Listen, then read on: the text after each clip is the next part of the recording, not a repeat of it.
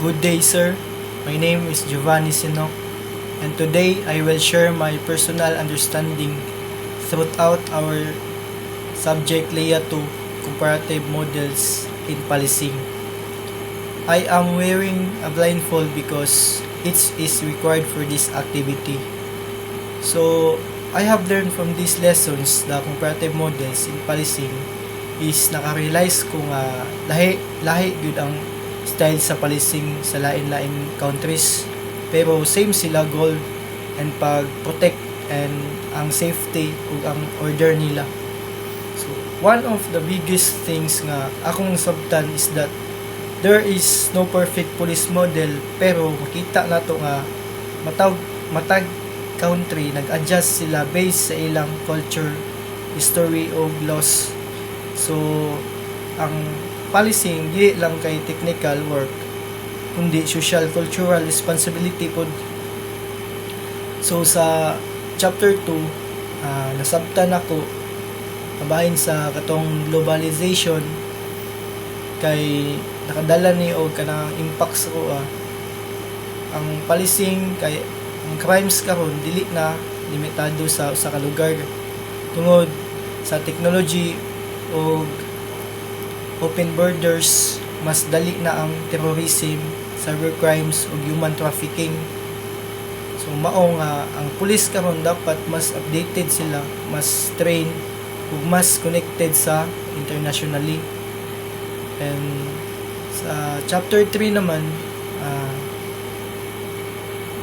akong i-discuss ang katong transnational crimes, terrorism, drug trafficking and money laundering. Human trafficking o cybercrime, nakita nako na lisod kayo ni silang i-counter kung ang police focus lang sa local. So kailangan good o coordination with other countries o law enforcement agencies.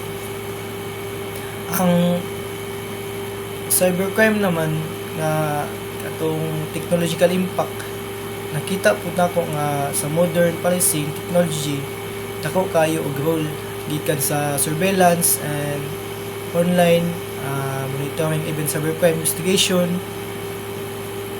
And sa chapter 4 katong Asian police model, nasabtan ako diri nga na sila'y similarities, na sila'y mga differences sa policing sa atong mga silingan like kanang mga lalahing countries like Singapore, Malaysia, Thailand.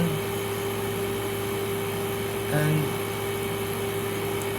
ang Malaysia kay kuha na siya kanang structured, and sa Thailand naman kay mga flexible, and sa Philippines kay more on community based lang. So sa chapter 12 mas diri nasabtan po nako nga about the international cooperation katong mga Interpol, mga ASEANPol o GRIOPOL.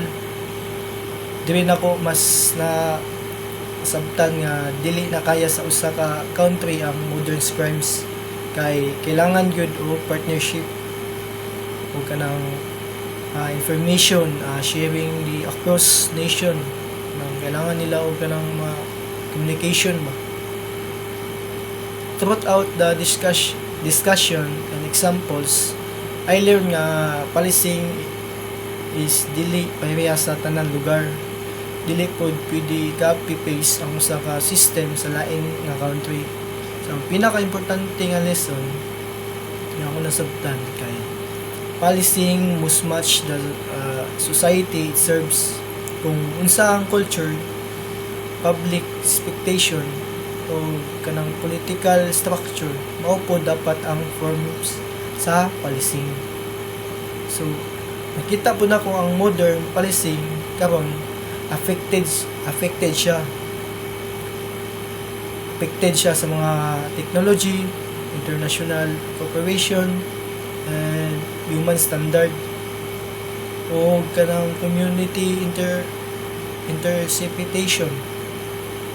So ang pulis karon dili lang kay crime fighters, hindi problem solving pud sila o kanang protectors sila sa kanang mga democratic values. So, dili man totally nasabtan ako, but at least nga na ko'y point. So that's it, my video. Thank you.